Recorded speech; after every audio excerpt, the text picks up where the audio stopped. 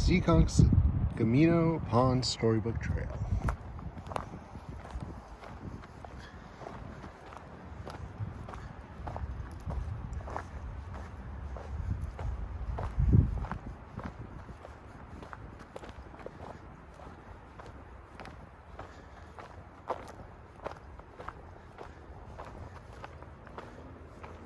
Winter feature. Winter is coming.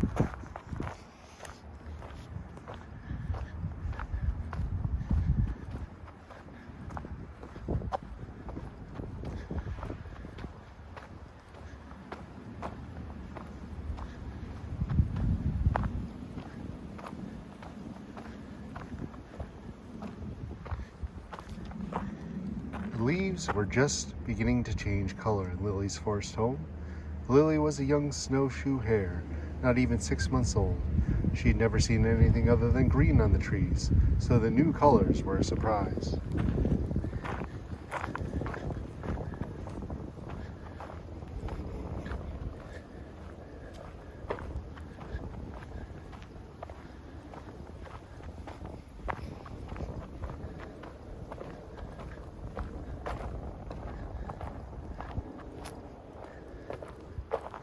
Lily spent her days hopping from here to there, nibbling on leaves and tender twigs, tips and bark.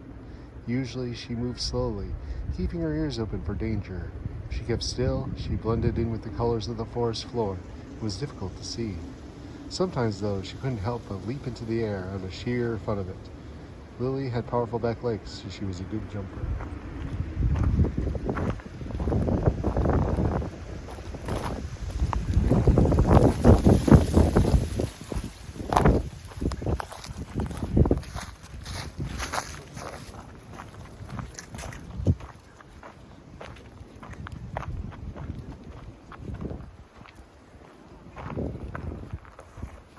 One day, there was a crazy racket high in the treetops. Lily glimpsed a few flashes of shiny black feathers through the foliage.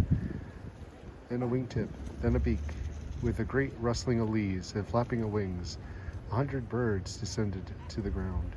Lily had never seen such a huge flock. "What's going on?" she asked. "Winter is coming," said the grackle, "so we're flying south."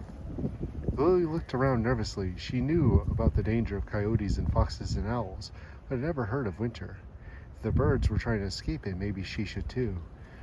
She tried springing upward while flapping her arms as hard and fast as she could, but plump, down she came again.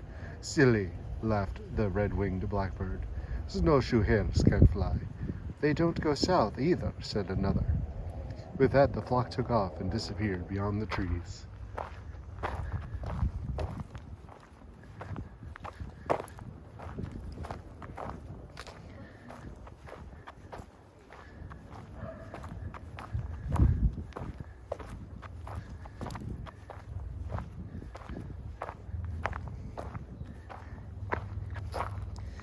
Lily was wondering if Winter could fly like a blackbird when she spotted a red squirrel in a spruce tree. He was nimble, bouncing a mushroom cap in the crook of a branch. "Why are you doing that?" asked Lily. "I'm drying the mushroom so I can store it with the others I've collected," said the squirrel. "I've got a big pile of spruce ones stashed away too." "Why do you need to hide so much food?" "Because winter is coming." If Winter had such a big appetite that the squirrel had to hide his food from it, maybe Lily needed to worry about her own food. "Should I be hiding what I eat too?"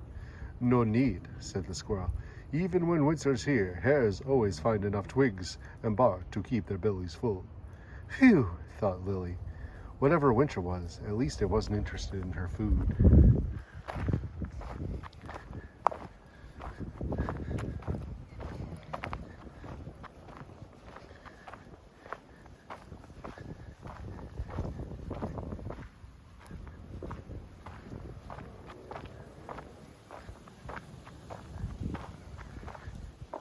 Lily was wondering if Winter could leap from branch to branch like a squirrel when she heard the soft call of a chickadee. A tiny bird was using his beak to wedge something into the bark of a tree. "What are you doing?" asked Lily.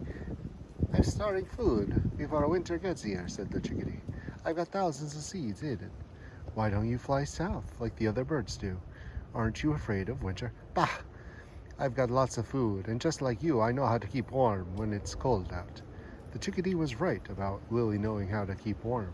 Even though the nights were getting much colder, her thick fur always kept her cozy. But what did she have to do with winter? Did winter only come when it was cold?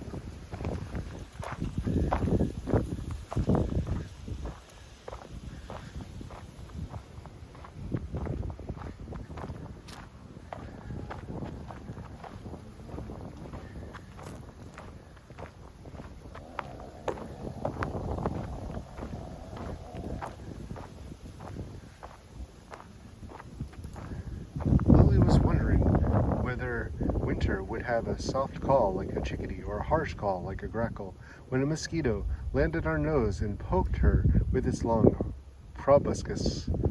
"Yow!" cried Lily. "What did you do that for?" "Sorry, ma'am," said the mosquito, "but I need just a wee drop of your blood so that I can lay my eggs in the marsh. They'll be safe from winter in the water beneath the ice." "But what about you?" asked Lily. "What are you going to do when winter comes?" "Oh, me," said the mosquito softly. "Well, winter will kill me, but it warms up again," she added brightly. "The ice will thaw, my eggs will hatch, so there will be lots of my babies to take my place." Lily's eye widened with alarm. "Will winter kill me too?" she asked. "Don't be ridiculous," said the mosquito. "Winter doesn't kill snowshoe hares." "Thank goodness," said Lily, but she felt sorry for the mosquito.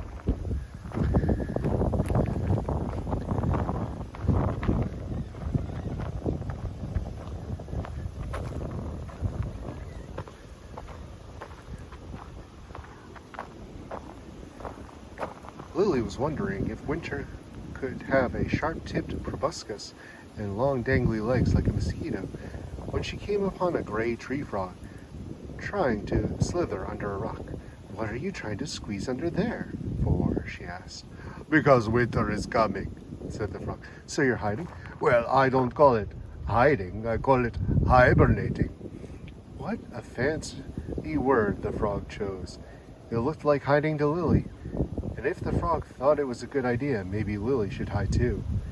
She tried to dig under the bigger rock with her forepaws, but she soon stopped. She wasn't a good digger. Besides, the rock was unpleasantly cold. Brr, she shivered. Under a rock was not a good hiding place for a snowshoe hare.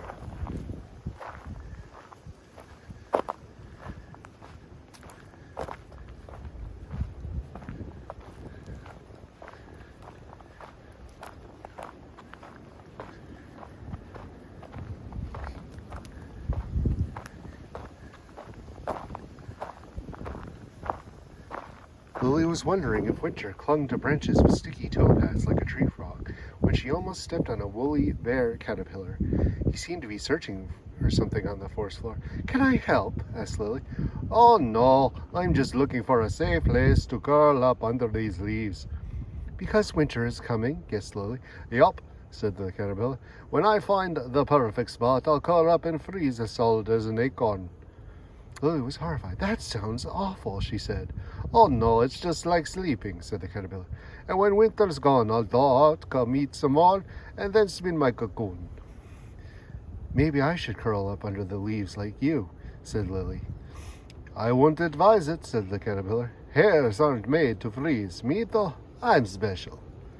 "But winter's coming. What am I supposed to do?" asked Lily. But then the caterpillar had disappeared beneath the leaves.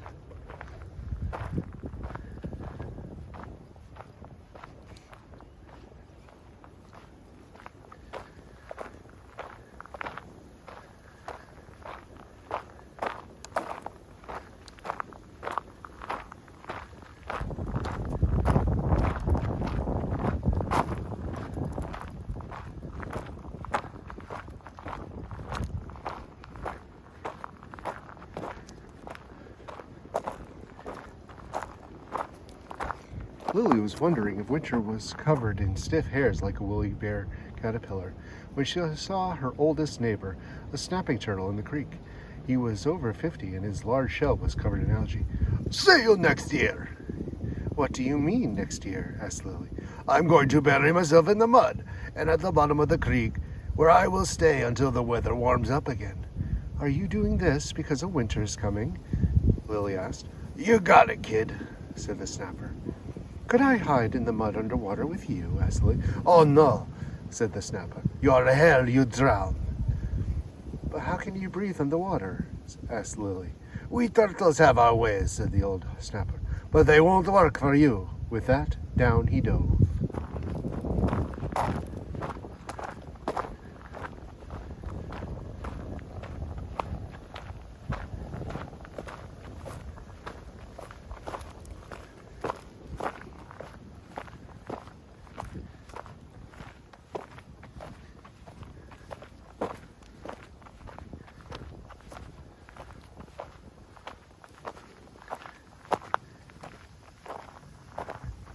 Winter was sounding more and more mysterious to Lily.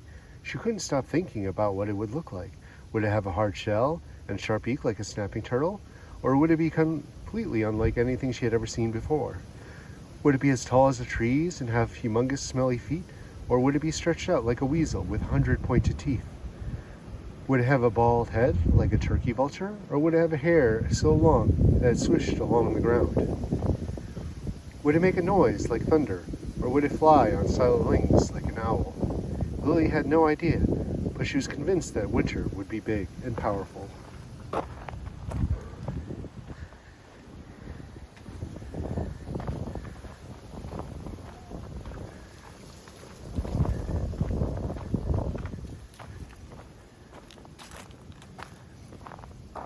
More than a month and a half had passed since Lily had first heard about Winter. One day she bumped into a black bear. He was filling a hole at the base of an uprooted tree with leaves. Why are you doing that? She asked. I'm preparing my den for Winter. Lily was about to ask why Winter couldn't prepare its own den. Was it simply too lazy? When a strange white flake landed on her nose. She went cross-eyed trying to look at it, but it had already disappeared.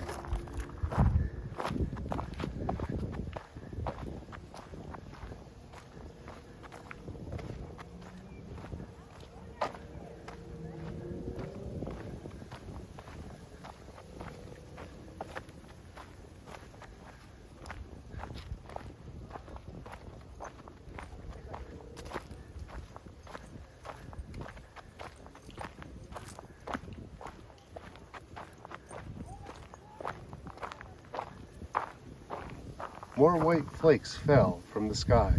Some of them landed on the ground. A few caught in the bear's fur. Look, said the bear. Winter's here. What? Said Lily. Where? She spun around, looking for Winter, but all she could see was the stillness of the leafless forest, and more of those strange white flakes falling from the sky. She peered closely at the leaves at her feet. Maybe she was wrong about Winter being big. Maybe Winter was incredibly tiny.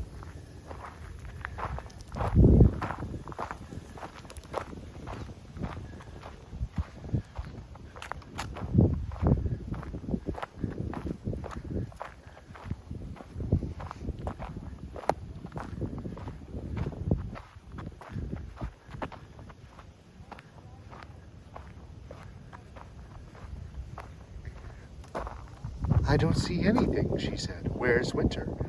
The bear looked at her quizzically. What do you mean? Don't you see the snow? It always snows at winter time. Winter is a time? Lily said quietly. Mm-hmm, said the bear. Winter is a season. It's when it gets cold outside. Is summer season too? Asked Lily. Yup, and so is fall, said the bear.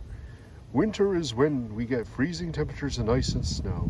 There won't be any insects or berries for me to eat. So I make a den where I can curl up and sleep until spring comes. Shouldn't I do something to prepare for winter too? Asked Lily. You already have. Look what's happened to your coat.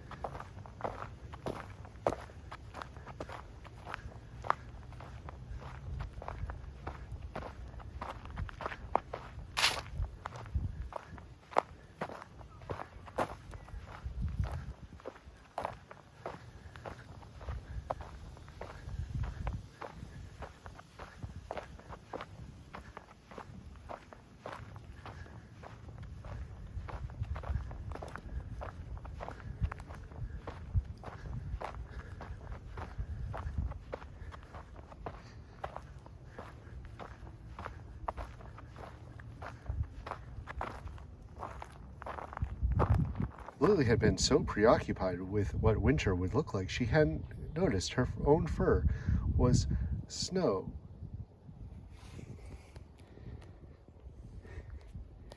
Lily had been so preoccupied with what winter would look like, she hadn't noticed her own fur was now almost completely white. By the next morning, the forest was covered in a deep layer of snow. Lily was nearly invisible, even when she leaped into the air for the pure fun of it. The end.